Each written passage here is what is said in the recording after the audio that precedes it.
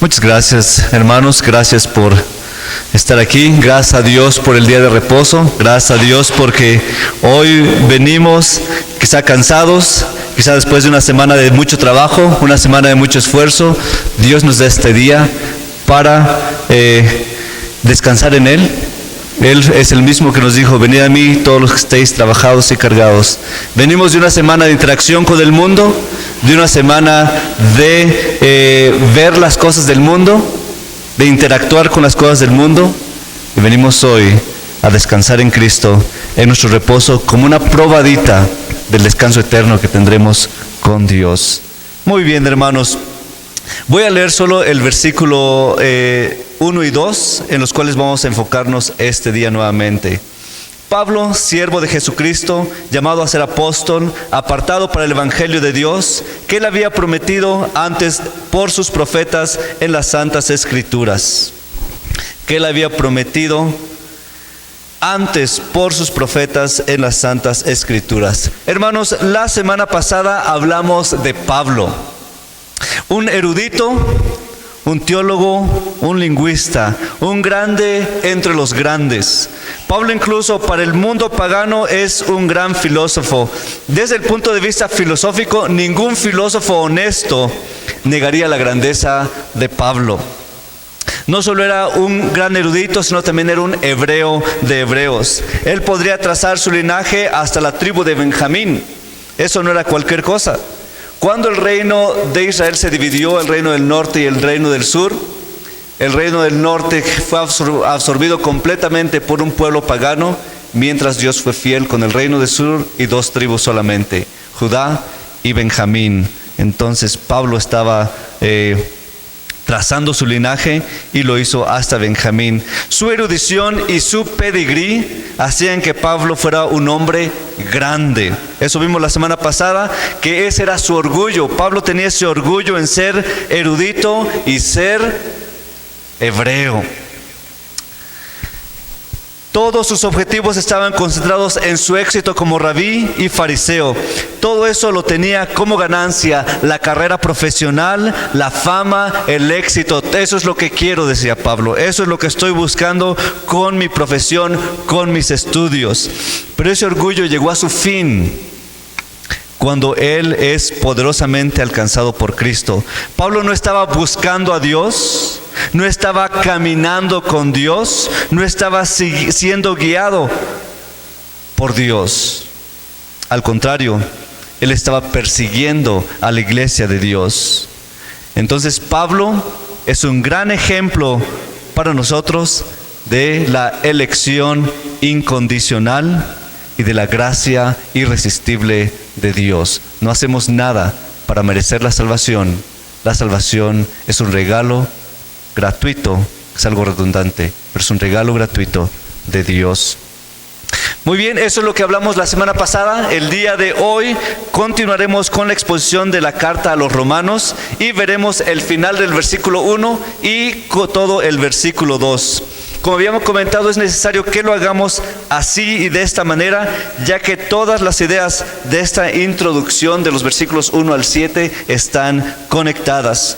Y como el Espíritu Santo, que es Dios mismo, inspiró a Pablo para escribir esta carta, es necesario que nosotros demos el peso que se merece a cada palabra, ya que estas están precisa y meticulosamente calculadas. Pablo en esta carta está siendo sucinto. Recuerden, no había papel, no había impresoras, él no había correo, no podía alargarse, decir, ok, tengo 3 megabytes de límite. Su límite eran quizá unas pocas pieles de animales y ahí tenía que escribir. Pero aunque él era sucinto, aunque Pablo realmente quería hacer algo, ahorrarse papel y tinta, podríamos decirlo, cuando él llega a ideas, cuando él llega a principios fundamentales, Pablo no puede contenerse. Por ejemplo, Pablo pudo haber dicho: Pablo, siervo de Jesucristo, llamado a ser apóstol a las iglesias de los romanos. Con eso hubiera sido normal, con eso hubiera sido suficiente. Pero Pablo, como vimos la semana anterior, no solo digo Pablo, siervo de Jesucristo, se vio en la necesidad de explicar más, de ahondar más, de profundizar más. Vemos, por ejemplo, en su introducción, él usó 93 palabras en griego, 122 palabras en la Reina Valera antigua. Pero de esos 93 palabras en griego, solo hay 3 verbos. En nuestra traducción en español vemos muchos verbos, pero en original solo hay 3 verbos. Porque Pablo estaba ahorrándose palabras y haciendo comentarios como si fuera entre paréntesis. Pablo, paréntesis, siervo de Jesucristo, llamado a ser apóstol, para el Evangelio de Dios, paréntesis, el que había prometido antes, paréntesis, por sus profetas, paréntesis, en las Escrituras.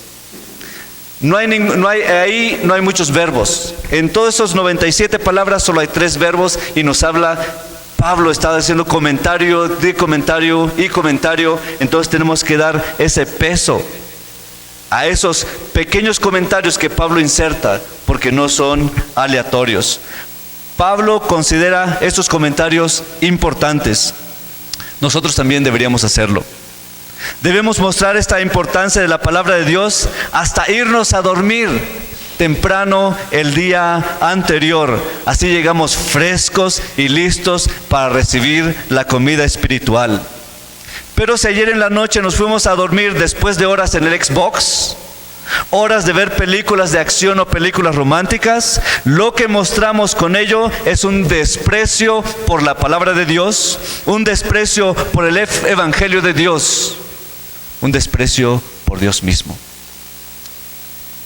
Si amamos el Evangelio, ese Evangelio que ha venido a nosotros y nos ha dado salvación, debemos darle peso a la palabra de Dios, incluso en nuestra preparación del día anterior, para venir aquí listos a escuchar este Evangelio del cual vamos a hablar hoy.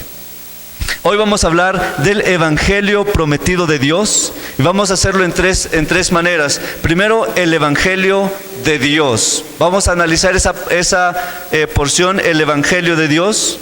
Después vamos a ver que este Evangelio fue prometido por Dios en las Escrituras. Y también vamos a ver que este Evangelio fue declarado por los profetas, incluso en el Antiguo Testamento. Vamos a ver entonces el Evangelio de Dios.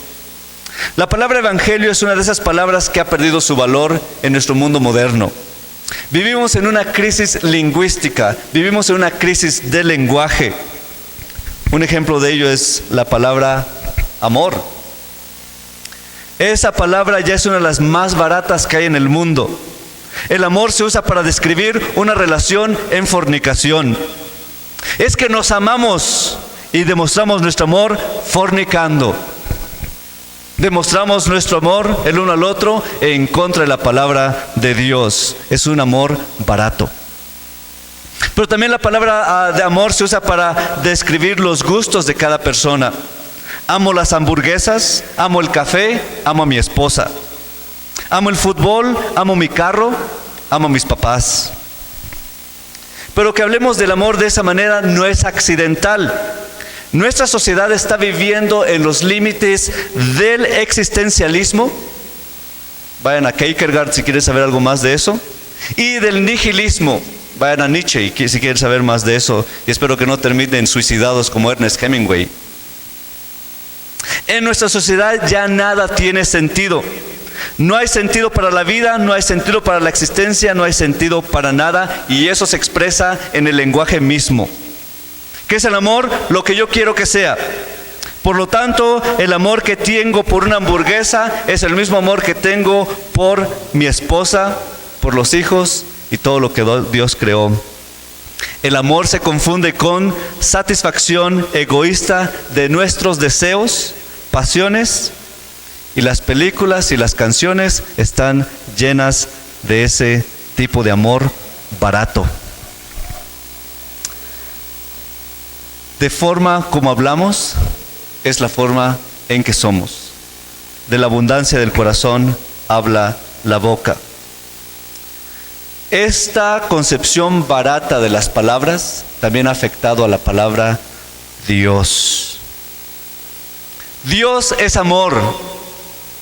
Debajo de esa expresión Dios es amor no está 1 Corintios 13. Debajo de la expresión Dios es amor no están los otros atributos de Dios como la santidad de Dios, la justicia de Dios, la soberanía de Dios. Debajo de la expresión moderna Dios es amor están los deseos y las pasiones egoístas del hombre. La palabra Dios incluso también ha perdido su valor.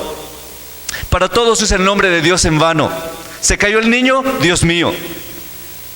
Se asedó el ceviche, Dios mío. Vuela la mosca, Dios mío. Tanto es así que han convertido a Dios en un ídolo más. La concepción de Dios y su amor no son la concepción de la Biblia, sino la concepción del propio corazón y de las pasiones de cada ser humano. Esta crisis lingüística también ha afectado a la palabra evangelio. El evangelio se predica como un evangelio barato, un evangelio barato.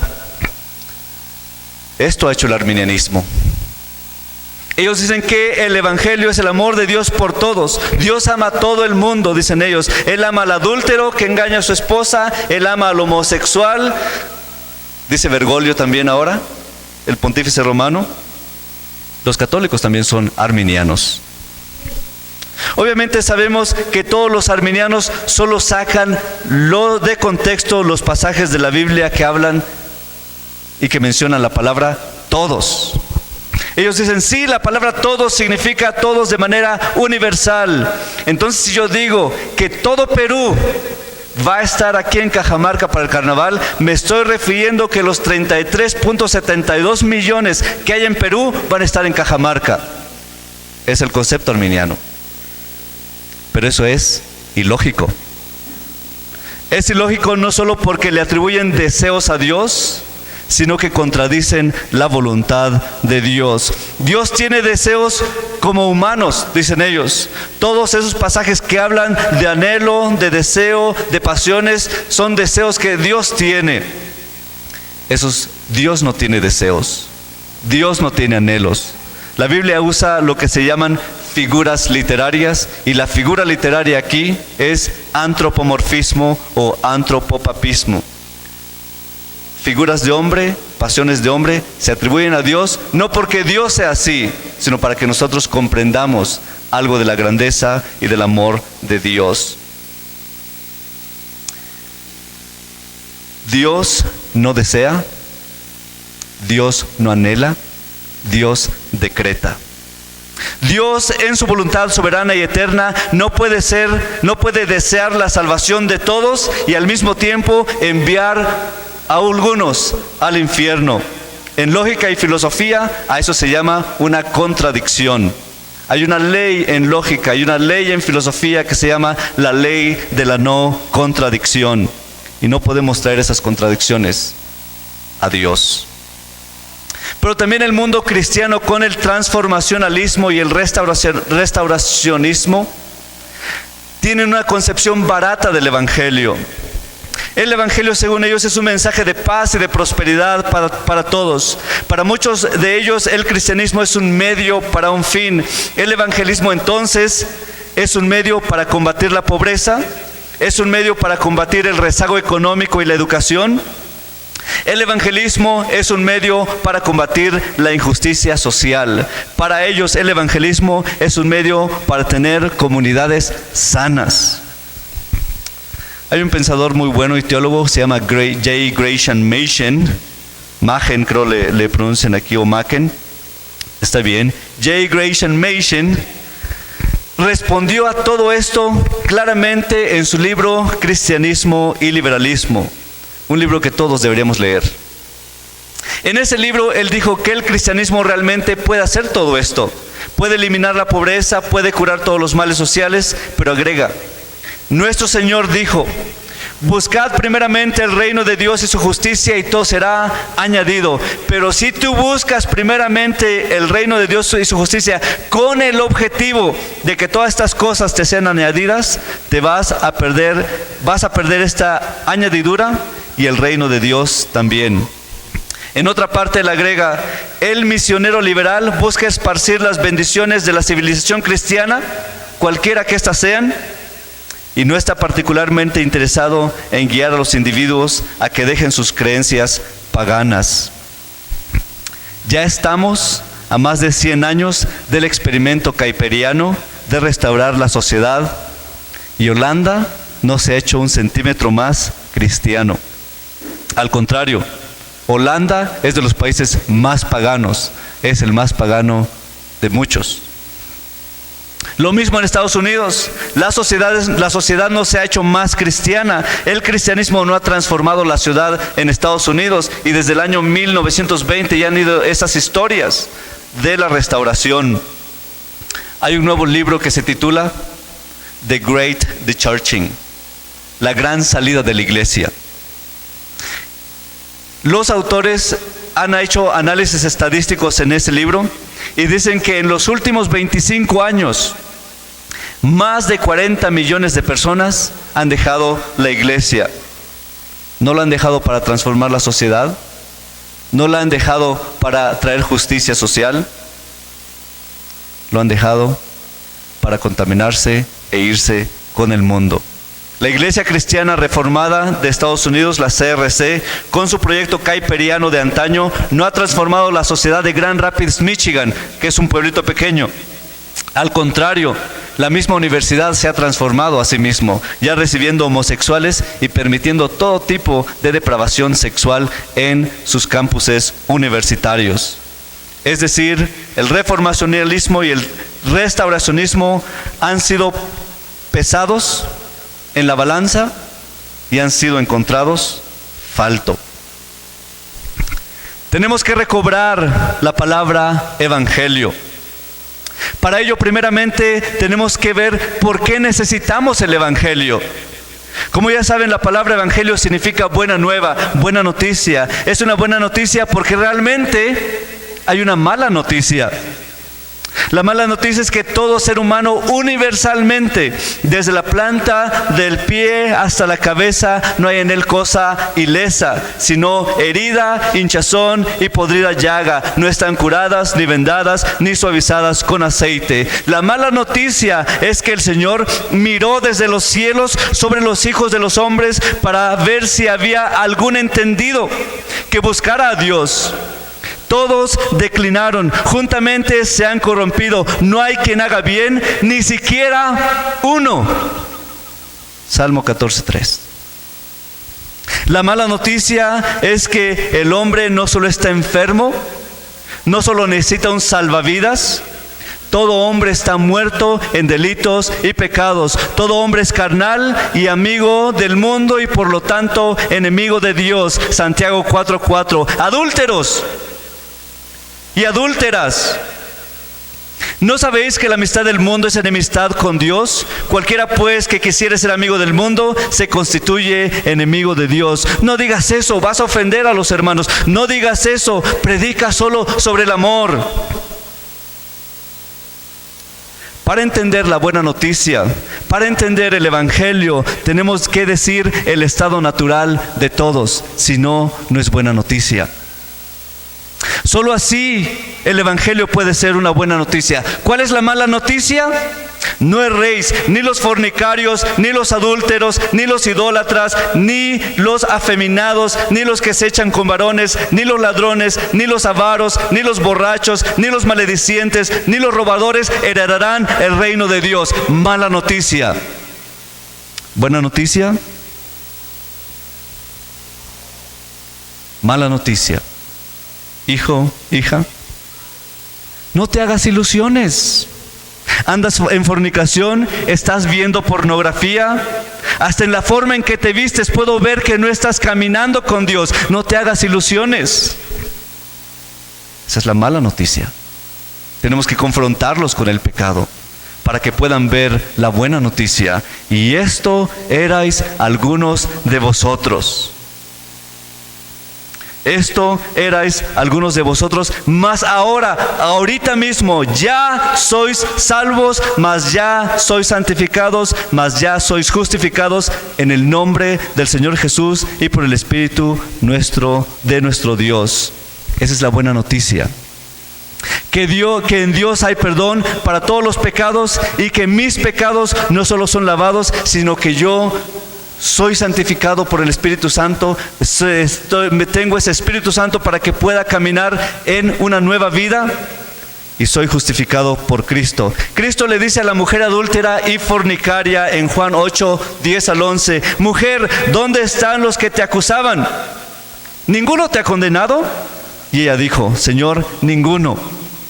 Entonces Jesús le dice: ni yo te condeno, pero vete y no peques más. Vete o ve y no peques más. No solo somos perdonados, sino que Dios mismo nos da su Espíritu para que no pequemos más. Si estamos todavía andando en pecado, si estamos todavía andando en las cosas y las pasiones del mundo, o somos cristianos débiles o no somos cristianos en absoluto. Todo esto solo puede ser la obra de Dios, y Pablo hace ese énfasis con las palabras: el Evangelio de Dios. El Evangelio proviene de Dios, es decir, el Evangelio tiene su fuente, tiene su origen, surge de Dios. No es nuestra predicación la que salva, no es nuestra elocuencia, no es nuestra habilidad. El Evangelio no proviene de mí. Ninguno de nosotros puede dar esperanza a nadie. Esto tenemos que recordarlo cuando compartimos el Evangelio, las buenas nuevas, con alguien. Cuando damos un folleto, cuando hablamos con alguien acerca de la muerte, del pecado y de la salvación en Cristo Jesús, nuestro trabajo termina allí. Lo demás es la obra de Dios. No tenemos por qué mortificarnos, no tenemos que entristecernos, porque el Evangelio solo, única y exclusivamente proviene de Dios. Es Dios el Padre de donde viene el Evangelio, de donde viene la salvación. Juan 6:44 dice: ninguno puede venir a mí si el Padre no le trajere.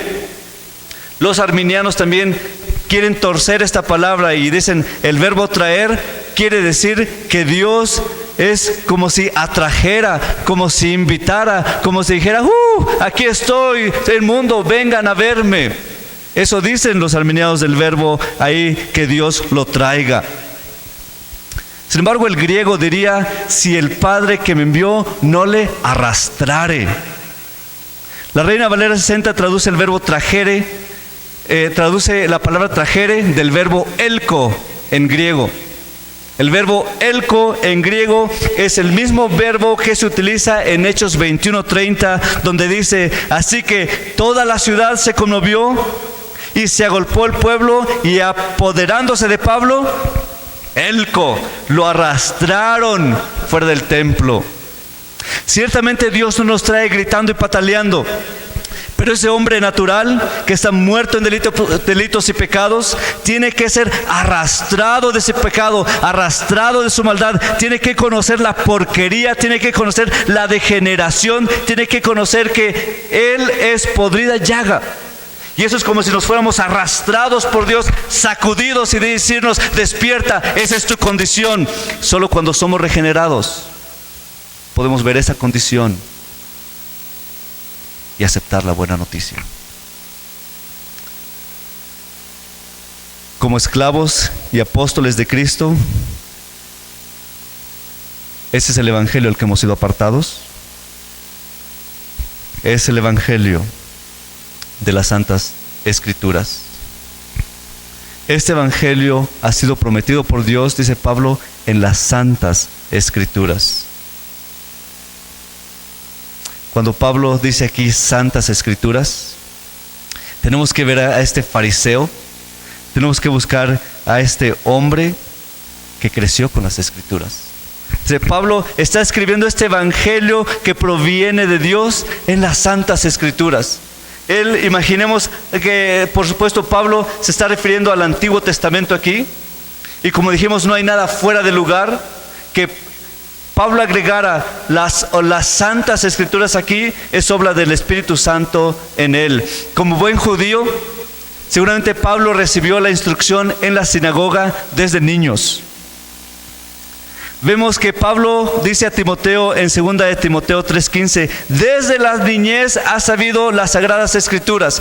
Todo judío, todo buen judío, desde los 10 años ya recibía instrucción en el Antiguo Testamento. ¿Y cómo empezaba la instrucción de un buen judío en el Antiguo Testamento? Con memorización. A los 10 años ellos tenían que empezar a memorizar los 5 libros del Antiguo Testamento, la Torá, Génesis, Éxodo, Levítico, Números y Deuteronomio. Ellos no iban a una escuela dominical, esa era su educación básica. La memorización de ese Pentateuco, incluyendo las genealogías aburridas, incluyendo los eventos que tienen que ver con el pecado y la desobediencia, el castigo. Entonces, cuando Pablo escribe las palabras el Evangelio de Dios, inmediatamente conecta ese Evangelio con las santas escrituras con las que él con tanta devoción memorizó desde niño. Para él todo el Antiguo Testamento tiene un nuevo sentido. Un claro ejemplo de cómo él recobra el Antiguo Testamento con el nuevo conocimiento de Cristo lo vemos en Gálatas 3:8. Y viendo antes la escritura que Dios por la fe había de justificar a los gentiles, evangelizó antes a Abraham. Está hablando que Adán también fue evangelizado en Cristo, diciendo, en ti serán benditas todas las naciones. De la misma manera, cuando él habla en Gálatas 3:16, a Abraham fueron hechas las promesas y a su simiente. No dice a las simientes como de muchos, sino como de uno, y a tu simiente, la cual es Cristo. Como fariseo, él jamás pudo ver esta promesa, él jamás pudo entender el sacrificio de Cristo, pero cuando le fueron abiertos los ojos, todo el Antiguo Testamento que él ya había memorizado, todas las palabras que él había ya conocido de las promesas del Antiguo Testamento, tienen un nuevo sentido para él. No solo lo malo, no solo lo bueno, todo el Antiguo Testamento en su totalidad.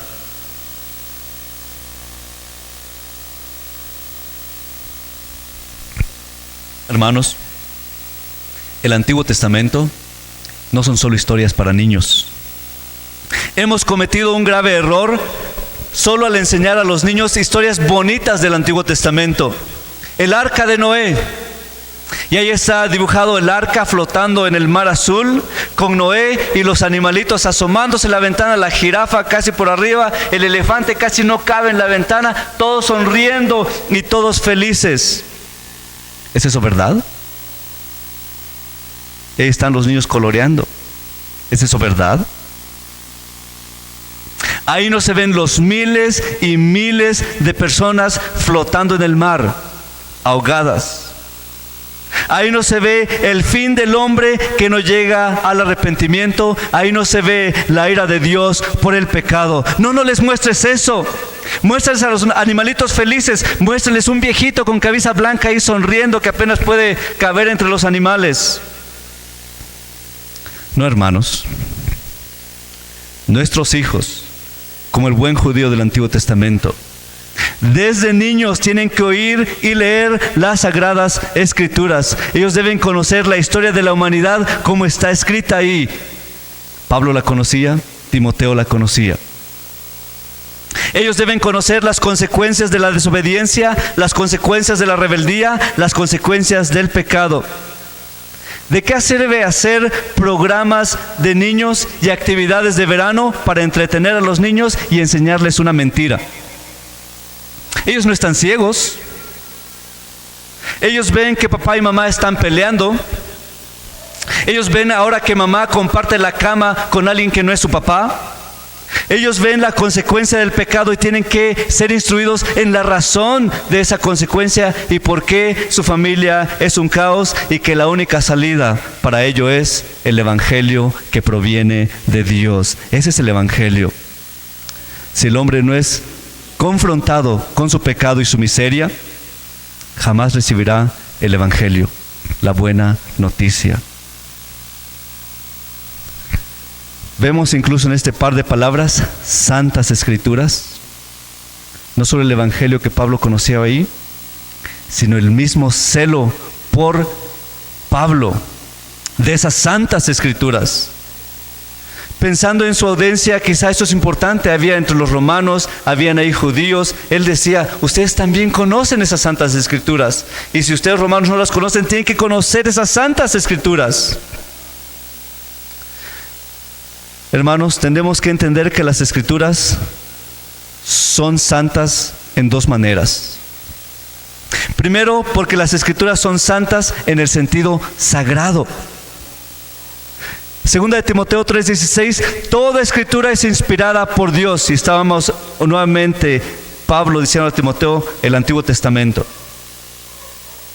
Lo que está diciendo ahí es que esa inspiración tiene que entenderse como si las escrituras mismas salieran de los propios pulmones de Dios. Dios exhaló las escrituras y por lo tanto tiene ese sello divino. Cada palabra, cada preposición, cada sujeto, cada verbo, cada sustantivo tiene el sello divino de Dios. Y cuando leemos las escrituras tenemos que tener ese mismo celo que Pablo nos quiere dar a conocer aquí. Él está pensando en el evangelio, inmediatamente piensa en las escrituras y dice, lo tengo que poner. Quizá no me alcanza este pedazo de piel, quizá no me alcanza la tinta, pero tengo que poner esto ahí. Ese mismo celo con el que él leía las escrituras, con el que él memorizaba las escrituras, para Pablo es así como si Dios con su propio dedo, cuando escribió los 10 mandamientos, así también con su propio dedo escribió todas las escrituras que él inspiró a sus hombres, a sus siervos, para escribirlas. La propia mano de Dios, el propio dedo de Dios es el que estaba inspirando al pueblo en el Antiguo Testamento a escribir lo que conocemos hoy. Por eso para su pueblo las escrituras son santas, son sagradas y son un objeto de nuestra devoción, no solo en el sentido supersticioso. Tengo que tener una Biblia aquí para que espante a todos los espíritus malvados. Tengo que tener una Biblia aquí porque si no me voy a enfermar. Tengo que tener una Biblia aquí porque si no algo va a pasar en la casa. Eso es superstición. Si no lo tenemos de esa manera, si no lo tenemos una Biblia ahí para deleitarnos en ese objeto sagrado que tenemos de parte de Dios. Segundo, las escrituras son santas en el sentido de separación. Dios tan así ha inspirado la palabra de Dios que ésta no puede compararse, no puede combinarse ni mezclarse con nada. Compararlas con la República de Aristóteles o con el Código de Hammurabi no solo es impiedad, sino un pecado grotesco en contra de la majestad de Dios. Las escrituras son santas en el sentido de que no hay nada igual a ello. Las escrituras están separadas de toda obra humana. No encontramos el evangelio en un libro de biología, no encontramos la predicación en un libro de matemáticas, no encontramos el evangelio ni siquiera en un libro de teología. Encontramos el evangelio que proviene de Dios solo en las santas escrituras y nada más. Pablo tenía ese celo y esa devoción por estas santas escrituras con las cuales él creció, las cuales él aprendió a amar, quizá sin mucha dirección al principio, pero él amaba las escrituras. Ese mismo celo tenemos que tener nosotros. Sabemos de este celo de la palabra de Dios en diferentes eras de la iglesia. En la iglesia primitiva no había este libro bonito con toda la palabra de Dios. Los hijos en la iglesia primitiva no podían ir cargando sus rollos de iglesia a iglesia. Cada libro en el Antiguo Testamento es un rollo, y es un rollo grande y pesado. No podía el predicador o el presbítero agarrar su libro y llevarlo a cada iglesia. ¿Cuál era la solución? Memorizarlo. Ellos leían, dicen unos historiadores, que leían las cartas de Pablo hasta que las tenían de memoria. No tenían otra cosa que leer, no tenían otra cosa que predicar. Entonces leían hasta que las tenían memorizados. De hecho, era un requisito. Era un requisito para los presbíteros, para los ancianos, que si tenían que ser ordenados como ancianos, antes de eso tenían que memorizar los 150 salmos de David. Era requisito. Requisito. Memorizar los 150 salmos. Es el celo por la palabra de Dios. No tenemos nada más. No tenemos Biblia. No tenemos un lugar donde leer. Aquí tiene que estar. Durante la persecución del cristianismo en la Unión Soviética, por ahí del 1950, había persecución en contra del cristianismo, había persecución en contra de la iglesia, y muchos deciden unirse como un servicio unido. Miles de jóvenes llegaron y el pastor les dijo: vamos a ver su devoción. Jóvenes, júntense aquí a un lado. Aquí está papel y hoja. De memoria, entre todos ustedes, escriban los 4 evangelios. De memoria, escriban los 4 evangelios. Un joven se sabía un pedacito, otro joven se sabía otro versículo, otro joven se sabía otro capítulo, otro joven se sabía otro capítulo. Escribieron los 4 evangelios de memoria. Tenemos proyectores, tenemos computadora, tenemos la Biblia aquí. ¿Cuántos de nuestros niños se saben los libros de la Biblia? Quizá aquí 2 o 3, y los otros no lo saben, ni siquiera están aquí. La iglesia, en los servicios, siempre se ha reunido familias completas. No hay un servicio para papás, no hay un servicio para niños. La gente en China, cada palabra solo tenían una Biblia porque está prohibida. Cuando arrancaban una página, esta página es para ti, esta página es para ti, esta página es para ti. Y vean el celo de los hermanos. Cuando les tocaba una página, la persona, el hermano o hermana, lo escribía en su cuaderno y anhelaba por tener la siguiente página. Llegaba el siguiente domingo, devolvía la página que le tocó, agarraba la siguiente y la volvía a escribir en su libro hasta completar la Biblia completamente en un cuadernito. ¿Y qué llegaban los comunistas? Llegaban, los encarcelaban y les quitaban lo más preciado que ellos habían hecho, quizá con sufrimiento, por más de 50 domingos, un cuadernito de todas sus copias de la Biblia. Ese celo ya no se ve en el día de hoy. Nos decimos cristianos, nos decimos presbiterianos, nuestros hijos ni siquiera están aquí. Ese celo ya no se ve hoy. Nos decimos hijos de Dios, y no conocemos la palabra de Dios. Pregunto yo versículos a los niños. Es una tristeza.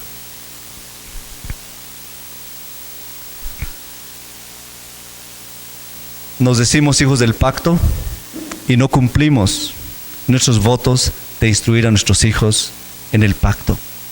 Esos votos que hicimos cuando presentamos a nuestros hijos para bautizarlos.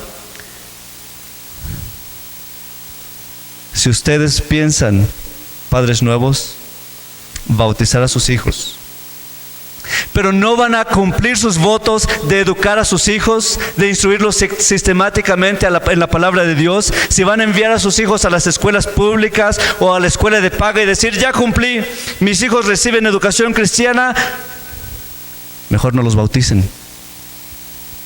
Adquirirían para ustedes más ira de Dios. Y si ya bautizaron a sus hijos y no están cumpliendo ese voto, no esperen tener hijos cristianos y celosos de la palabra de Dios. Si a mamá no le interesa la instrucción de sus hijos, si a mamá le interesa más el trabajo, le interesa más subir en su estatus que ser cuidadora de sus hijos, no esperen tener recompensas eternales. En Estados Unidos he leído historias de mujeres que son doctoras en astrofísica, doctoras en ingeniería, trabajando para NASA, trabajando para el presidente, trabajando para un montón de cosas que para nosotros serían envidiables de manera carnal. Y ellas dijeron, por amor a Dios, por amor a mi familia, voy a dejar este trabajo para dedicarme al llamado más grande que Dios me ha dado, la instrucción de mis hijos. Ellos veían que sus hijos ni sabían la Biblia. Ellos veían que sus hijos tenían problemas en la escuela. Ellos veían que sus hijos ni estaban aprendiendo. Al contrario, parecía que estaban enajenándose de la escuela. Y decían, yo amo a Dios, amo a mis hijos. Voy a dejar todo, cualquier cosa terrenal que pueda ganar y dedicarme realmente al llamado que Dios me ha dado. Ser cuidadora de mis hijos. Pero si eso no les interesa, solo puedo decirles lo que Mateo 7:16 dice. ¿Acaso se recogen uvas de los espinos? ¿Higos de los abrojos? Hermanos, recobremos el celo por la palabra de Dios, por las santas escrituras. Y eso no empieza con el niño, empieza con los padres. Hermano, esto tiene que ser así porque esas santas escrituras fueron declaradas por los profetas. Ellos fueron hombres celosos de Dios. El medio que Dios usó para que tengamos estas santas escrituras fueron los profetas, y Pablo no puede decir otra cosa que es este santo evangelio que proviene de Dios por los profetas, por medio de los profetas, a través de los profetas. Nada está aquí fuera de lugar, nada es aquí un comentario sin importancia, porque ellos fueron los instrumentos que Dios usó para que tú y yo, para que tus hijos y mis hijos tuvieran estas santas escrituras. Ellos fueron perseguidos, fueron maltratados y despreciados para dejarnos esta palabra. Pablo, una persona que durante su niñez memorizó los primeros 5 libros de la palabra de Dios, llega a la palabra de evangelio, llega a conocer que el evangelio solo proviene de Dios, no puede contenerse. Él reconoce que el medio que Dios usó para que pudiéramos entender ese evangelio fueron los profetas. Gracias a Dios y a sus profetas, Pablo tuvo la revelación para descubrir la salvación. Son esas escrituras de los profetas que lo hicieron sabio para salvación. Por eso Pablo le dice a Timoteo, en ese mismo versículo, 2 Timoteo 3:15, y desde la niñez has sabido las sagradas escrituras, las cuales te pueden hacer sabio para la salvación por la fe que es en Cristo Jesús. Vean otra vez, desde la niñez un buen hijo de Dios sabe, conoce las sagradas escrituras. Pablo aquí nuevamente se refiere al Antiguo Testamento. Ahí está la promesa del evangelio. Oh, es que es muy aburrido, es que tiene historias que, mira toda la genealogía, es que ¿cómo voy a leer esto con mis hijos? Hay que hacerlo divertido, voy a hacerle una cancioncita, voy a poner lo que actúen, voy a hacer esto. Ese Antiguo Testamento nos puede hacer a nosotros y a nuestros hijos sabios para salvación. No sabios para que tengamos todo el conocimiento, no sabios para que podamos debatir gramaticalmente algo, un punto de ella, sino sabios para la salvación que es la fe en Cristo Jesús. Dios usó a esos grandes hombres que también eran esclavos de Dios, esclavos del evangelio. Pablo está aquí pensando, ¿qué puedo quitar? ¿Qué puedo meter? ¿Qué puedo dejar aquí que es importante para el pueblo de Dios? No solo en Roma, sino en Cajamarca. Como esclavos de Dios, solo podían decir lo que Dios mandaba. Dios le dice a Jeremías, a todo lo que te enviare, irás tú y dirás todo lo que te mandare, ni una palabra más, ni una palabra menos. Lean a los profetas mayores y mayores. ¿Hablaban ellos de puro amor? ¿De pura felicidad? No. Ellos hablaban y declaraban el pecado de Israel y de Judá. Ellos hablaban del castigo de las rebeliones de su pueblo y de sus prostituciones. Ellos también hablaban del arrepentimiento y de la promesa de perdón. Todo estaba declarado. Decimos, todo el consejo de Dios, no solo lo bonito. Y como esclavos sufrieron por la causa del evangelio. Se dice que Isaías fue cortado por la mitad. Agarraron un serrucho, no queremos escuchar más tu palabras, Isaías. Nos hablas de que tenemos que arrepentirnos, nos hablas de que hemos prostituido, nos hablas de que hemos fornicado, nos hablas de todo eso, no queremos oírte. Traigan la cegueta, extiendan a Isaías en la mesa y córtenlo por la mitad. Jeremías fue apedreado por los judíos hasta la muerte. Oseas exiliado. Amos golpeado. Por eso Esteban dice: ¿a cuál de los profetas no persiguieron vuestros padres y mataron a los que antes anunciaron la venida del justo, del cual vosotros ahora habéis sido entregadores y matadores? Y él mismo fue apedreado. Este Evangelio de Dios se encuentra en las Sagradas Escrituras y está sellada con la sangre de los profetas. Estas Santas Escrituras no es para que digamos, otro día lo leo. Después, cuando tenga tiempo. Ya lo leí una vez, no me sirve leerlo otra vez. Es que mis hijos se aburren, pobrecitos. Mejor que vayan a ver Dragon Ball Z. Si tu Biblia está en una esquina de la casa, si rara vez es leída de manera individual o con tus niños, ¿no te importa la sangre de los profetas? ¿No te importan las Sagradas Escrituras? ¿No te importa el Evangelio que proviene de Dios? Venir aquí hoy es solo costumbre, una rutina, una superstición. Que el Señor nos libre, hermanos, de ese entumecimiento y ese adormecimiento. Leamos su palabra, toda su palabra, porque ahí está el Evangelio que proviene de Dios. Ahí está el Evangelio de la salvación que se encuentra sola y exclusivamente en Cristo Jesús. Que Dios nos dé ese celo por su palabra y por su Evangelio. Vamos a orar. Señor bendito y santo, reconocemos que hemos fallado. Contra ti únicamente hemos pecado. Contra ti está nuestra transgresión e incluso nuestra falta de celo.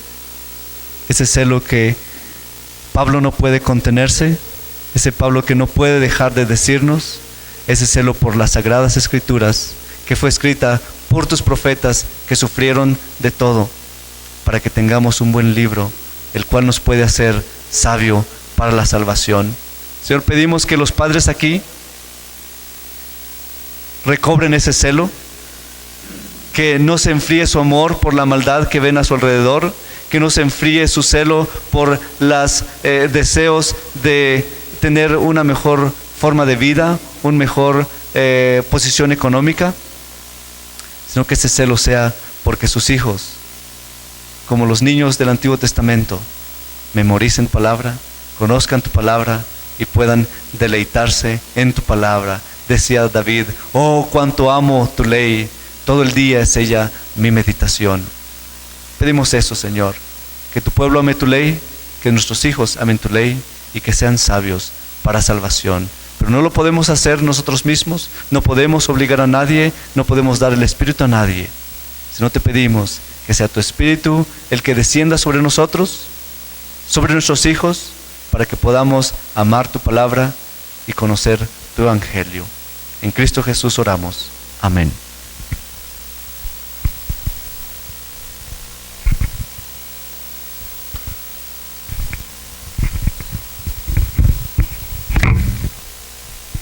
Gracias, Pastor Donald, por exponer la palabra de Dios. Vamos a responder en fe al mensaje del Evangelio de Cristo, confesando nuestra fe, tal como lo confesaron también los cristianos desde los primeros tiempos, el credo apostólico. Vamos a esperar que se proyecte ahí.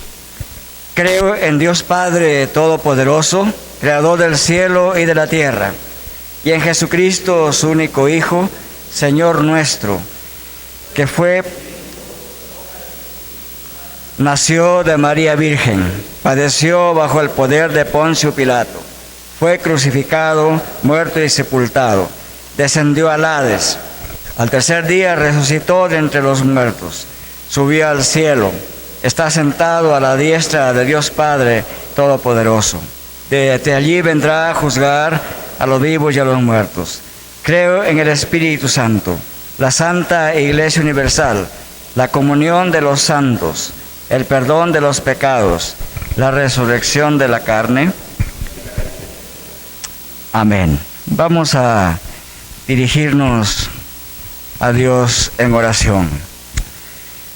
Oh Señor nuestro Dios, en este momento venimos ante usted como sus hijos y como sus siervos, agradecidos por la redención que ha sido hecha nuestra en Jesucristo. Y sin embargo, Padre, conscientes de nuestra continua necesidad de su gracia, confesamos que hemos pecado contra usted, hemos quebrantado sus mandamientos, no hemos alcanzado su gloria, no le hemos amado con todo nuestro corazón, con toda nuestra mente, con toda nuestra alma, ni con todas nuestras fuerzas. No hemos amado a nuestro prójimo como a nosotros mismos. Hemos nacido, Padre, en pecado y hemos seguido pecando. Y aún así, usted nos advierte que quien guarda toda su ley y tropieza en un solo punto, se hace culpable de toda la ley.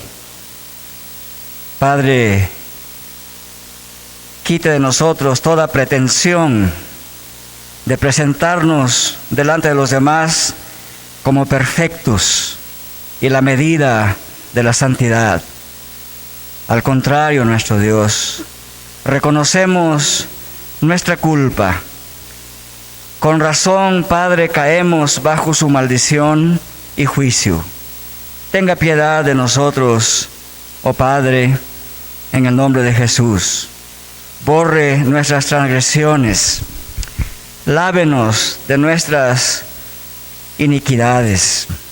Líbrenos de derramar sangre. Perdone nuestros pecados y límpinos de toda injusticia. Elimine de nuestras vidas toda transgresión y haga que nuestra pecaminosidad se aparte tan lejos de nosotros como está el este del oeste. Pon, oh Dios, nuestros pecados a las espaldas de Cristo y no los recuerde más. Perdónenos.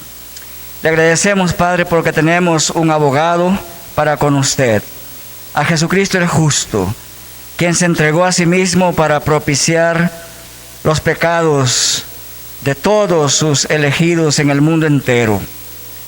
Te agradecemos, oh Dios, porque en la cruz Cristo llevó nuestros pecados en su cuerpo. Y oramos así para que nosotros muramos al pecado y vivamos en santidad por el poder y la gracia de Dios. Líbrenos, le rogamos, no solo de la pena del pecado, sino también del poder del pecado. Y háganos esclavos de Cristo, como hemos escuchado esta mañana, que fue el apóstol Pablo. Que el pecado no se enseñoree más de nosotros. Por su gracia, poder y misericordia, cambie nuestros corazones, oh Padre, para que seamos una nueva creación en Cristo Jesús y que podamos decir por su gracia y poder: he aquí, todas las cosas viejas han pasado y todas son hechas nuevas, para que seamos imitadores de Cristo, para que llevemos el fruto de su Espíritu en todo gozo, amor, paz, paciencia, bondad, benignidad, fidelidad, amabilidad, generosidad y dominio propio. Usted, Padre, nos ha invitado a dar a conocer nuestras peticiones. Jesús nos ha mandado a llamar, a buscar, a tocar la puerta. Su palabra nos advierte que no tenemos porque no pedimos. Y por eso, Dios, intercedemos en esta mañana por las autoridades civiles de nuestro estado, de nuestra región de nuestra localidad. Concédales, oh Dios, la sabiduría para que se puedan conformar a su voluntad.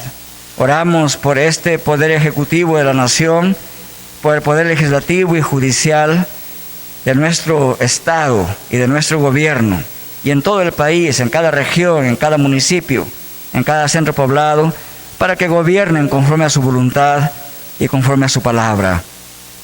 Oramos, Padre, por el ministerio cristiano, por el Evangelio, para que salga en su poder, y por la misión de la Iglesia en todo el mundo, y en nuestra ciudad y en nuestro país.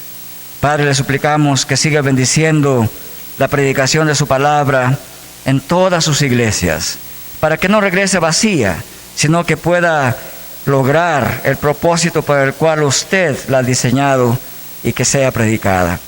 Le suplicamos, oh Señor, Señor de la mies, de la cosecha, que levante ministros y misioneros y testigos para que salgan a sus campos, para que todos los hombres elegidos desde la eternidad, todo ser humano elegido de la eternidad, llegue al conocimiento de la verdad y la salvación que hay en Cristo. Acelere, Padre, ese día, cuando toda rodilla se doble y toda lengua tenga que confesar que Jesús es el Señor, para la gloria del Dios Padre. Oramos por su iglesia. Háganos santos, oh Padre. Estamos muy lejos de llegar a la meta de la santidad, pero le agradecemos porque usted nos da su gracia, su poder para vivir día a día en santidad. Oramos para que nuestro amor abunde, para que crezcamos en conocimiento y también en sabiduría. Llénenos con el conocimiento de su voluntad en toda sabiduría espiritual, en todo entendimiento espiritual. Permítanos, oh Dios, caminar de una manera digna del Evangelio, digna de Cristo, digna de usted.